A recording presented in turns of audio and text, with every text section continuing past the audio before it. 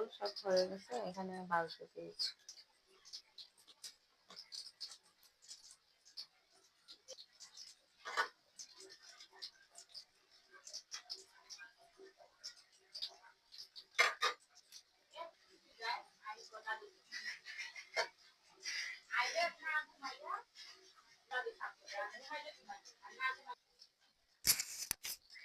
দেখুন আমার চিকেন রোলগুলা খুব সুন্দর মাশাআল্লাহ হয়ে গেছে।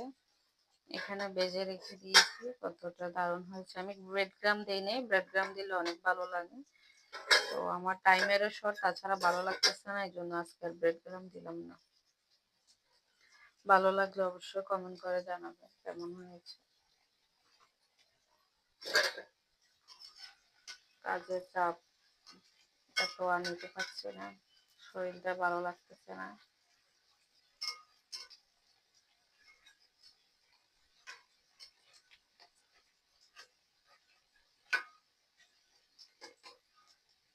তো আমি হালকা জালে উঠিয়ে নিব, যখন খাবো তখন আর একটু তেলে ভেজে নিব, কড়া করে নিব।